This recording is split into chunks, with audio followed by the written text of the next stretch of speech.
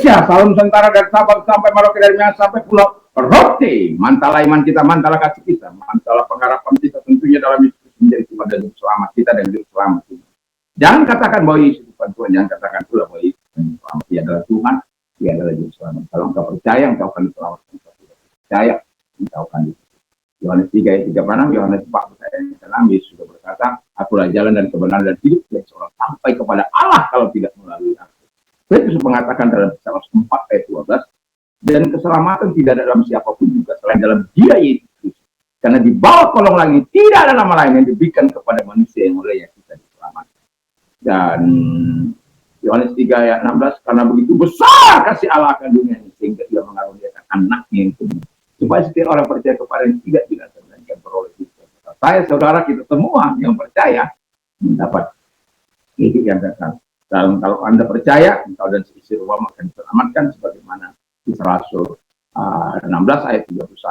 Dan orang yang percaya dengan hatinya akan dibenarkan, dan orang yang mengaku dengan mulutnya akan diselamatkan, dan orang yang percaya tidak akan pernah diselamatkan. Roma 10 ayat 9 sampai 10. Kiranya Tuhan Yesus memberkati. Selamat sore, selamat malam. Tuhan Yesus memberkati kita. Mari kita akan menyerahkan diri kepada Tuhan. Sebelumnya saya mengatakan, semoga kekuatan Tuhan, kekuatan firman, kekuatan Roh Kudus, kekuatan doa, kekuatan iman akan terus menyertai kita dalam menyenangkan hati. Tuhan Yesus memberkati. Terima kasih Tuhan, saya mau menjadi orang yang jujur dan menjadi sahabat Tuhan. Dalam nama Yesus, amin. Saya akan membacakan Ayub 1 ayat 1 sampai dengan 3. Ada seorang laki-laki di tanah Uz bernama Ayub. Orang itu saleh dan jujur. Ia takut akan Allah dan menjauhi kejahatan. Ia mendapat 7 anak laki-laki dan 3 anak perempuan. Ia memiliki 7.000 ekor kambing domba, 3.000 ekor unta, 500 pasang lembu, 500 keledai betina, dan budak-budak dalam jumlah yang sangat besar. Sehingga orang itu adalah orang terkaya dari semua orang di sebelah timur. Ayat yang ke-5 bagian akhir dikatakan, mungkin anak-anakku sudah berbuat dosa dan telah mengutuki Allah di dalam hati. Demikian dilakukan Ayub senantiasa.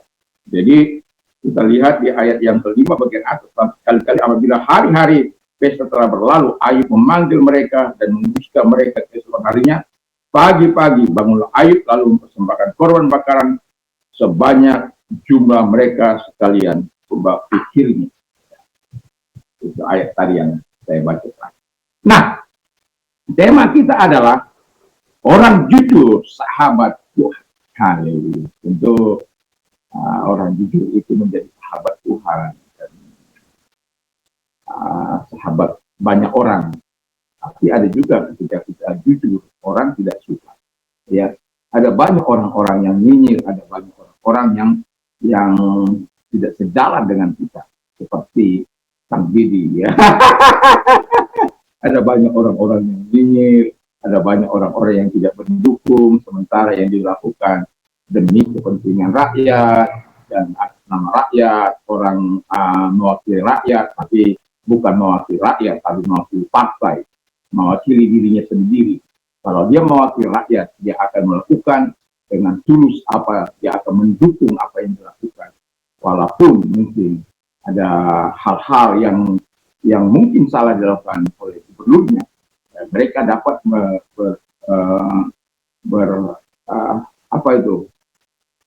berkomunikasi dengan baik, karena mereka adalah wakil rakyat. Dan itu sebabnya wakil rakyat harus mendukung apa yang dilakukan untuk masyarakat rakyat. Rakyat Tuhan Yesus memberkati. Nah, ya, ini ada binatang. Pagi-pagi sudah jadi pembunuh. Pembunuh lipas, entah dari mana dia. Nah, jadi yang pertama saya katakan orang jujur sahabat Tuhan karena ia bergaul karib dengan Tuhan. Makanya setiap hari dia berdoa kepada Bapa, mengawasi anak-anaknya, sehingga anak-anaknya yang diharapkan menjadi teladan, menjadi berkat. Yang sebagai orang tua pastilah ya, mengharapkan anak-anaknya menjadi dewasa dalam iman, dapat menjadi teladan, dapat menjadi berkat, dan Ayub sudah menunjukkan dirinya sebagai teladan. Yang mau saya katakan, ayah-ayah, bapak-bapak, jadilah teladan bagi anak-anak. Hingga ketika mereka melakukan apa-apa yang tidak menyenangkan, urusannya dengan Tuhan. Tetapi kita sebagai orang tua, kita telah memberikan teladan yang terbaik dalam hidup mereka. Sehingga harapan kita, mereka juga adalah orang-orang yang bergaul karib dengan Tuhan. Tetapi kita lihat bagaimana anak-anak Ayub, dia tidak bergaul karib. Mereka tidak bergaul karib. 10 anak-anaknya kompak untuk melakukan pesta pora setiap hari. Dan mereka pindah-pindah dari satu rumah yang satu ke rumah yang lain, saudara-saudaranya. Dan pada akhirnya kita melihat bagaimana hukuman Tuhan kepada mereka. Jadi jangan pernah menganggap bahwa bergaul karib itu tidak ada gunanya. Bergaul karib itu akan menjadi sahabat Tuhan. Yang kedua kata firman Allah adalah dia menjauhi yang jahat. Jadi orang jujur itu menjauhi yang jahat, tidak melakukan yang jahat. Itu sebabnya ketika anak-anak itu diketahui pesta pora, ya datang mengingatkan mereka supaya mereka jangan hidup dalam cara-cara dunia ini. Kita harus berbeda dengan orang dunia. Kita harus berbeda dengan orang-orang di sekitar kita. Orang-orang yang percaya, orang-orang jujur itu harus berbeda dengan dunia ini. Karena dunia ini penuh dengan kejahatan dan tipu muslim. Sementara kita orang-orang yang jujur di hadapan Tuhan harus tetap berjalan di dalam kehendak Tuhan. Terus kemudian kita tahu orang yang takut akan Tuhan akan mendapatkan perlindungan, akan mendapatkan berkat, pertolongan, bahkan firman Allah dalam Amsal 40 ayat 26 itu, Tuhan itu menjadi sumber kehidupan kita karena kita takut akan Tuhan. Dan kemudian makanya kita kalau lihat Ayub itu adalah orang yang diberkati oleh Tuhan dan dipelihara dan dijagai oleh Tuhan. Ada banyak persoalan, ada banyak masalah. Sampai kita lihat bagaimana Tuhan setan mencobai dia, dan Tuhan mengetes iman dan dia lulus. Dan Allah memberkati 2 kali lipat kecuali anak-anak. Nah, jadi kemudian yang ketiga ialah dia hidup saleh. Jadi hidup saleh itu adalah melakukan perintah Allah, melakukan kehendak Allah, menjauhi larangannya, dan melakukan apa yang baik dan benar. Jadi orang yang hidup saleh itu lurus perbuatannya, sebagaimana Amsal 21 ayat 8, dan mengatur jalannya supaya jalan-jalannya itu tidak masuk kepada nasihat orang fasik, berdiri jalan orang berdosa, duduk dalam kumpulan pencemooh. Jadi dia mengatur jalan-jalannya supaya hidupnya diberkati oleh Tuhan. They do nothing wrong. Mereka tidak melakukan apa yang salah. They walk in His ways. Mereka berjalan di jalan-jalan. Jadi orang jujur itu akan senantiasa, orang saleh itu akan senantiasa menghindari perbuatan salah, tetapi akan terus melakukan, akan berjalan di jalan-jalan Tuhan. Dan itu hebatnya. Dan itu sebabnya orang jujur itu menjadi sahabat Allah. Allah sangat senang dengan orang-orang yang jujur. Tapi orang yang tidak sejalan dengan orang-orang jujur, bagaimana menghancurkan. Kita sudah lihat banyak di Alkitab, orang-orang yang jujur, orang-orang yang takut akan Tuhan, orang-orang yang saleh dipersekusi. Karena apa? Mereka tidak bisa diajak untuk kompromi, melakukan kejahatan, melakukan korupsi. Sama seperti keadaan bangsa kita ini. Sedikit kita dengar korupsi sana sini, penerimaan suap dan lain sebagainya. Dan itu sangat memberikan hati kita.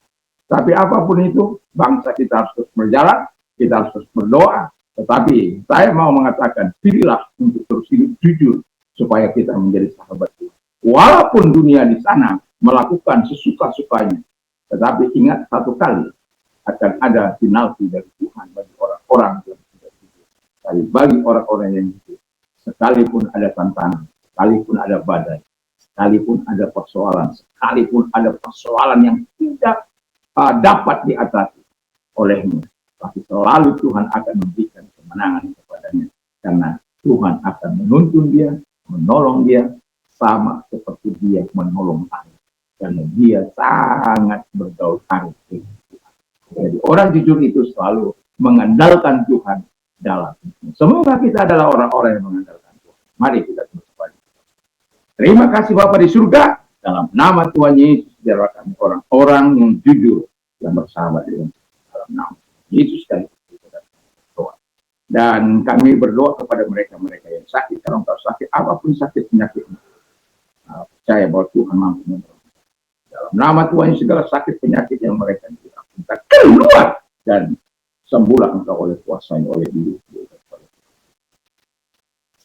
Ketika engkau mengalami persoalan dalam hidup, mengarahkan tanganmu, ingat Tuhan memberikan kamu kegahan, Tuhan menjawab doa-doamu, dan kalau engkau orangnya arahkan tanganmu kepada Tuhan, dia tangan-tangan yang diarahkan kepada membutuhkan uluran tangan, membutuhkan pertolongan dalam nama Yesus.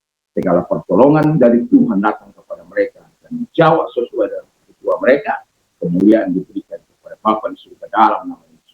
Terima kasih. Kami berdoa dan bersyukur kepada Bapa. Terima kasih buat pertolonganmu kepada mereka-mereka yang sedang. Haleluya. Selamat sore atau selamat malam dimanapun kita saat ini berada. Kiranya Tuhan Yesus memberkati kita. Dan kalau kita mau istirahat, jangan lupa untuk berdoa, menyatakan mengingat firman Allah satu ayat dalam hidup kita, sehingga kita terus akan mempercayai. Dan kita akan selalu mengingat pulpil ayat 38 dalam Mazmur 19 ayat 38, ayat 38 dia katakan, fulfill your promise to yourself. Genapilah firman-Mu atau penuhilah firman-Mu kepada hamba-Mu, so that you may be filled, supaya engkau dipenuhi. Jadi penggenapan firman Allah akan senantiasa dilakukan oleh Tuhan kepada orang-orang yang jujur. Hari Tuhan Yesus memberkati. Mantap, mantap, mantap.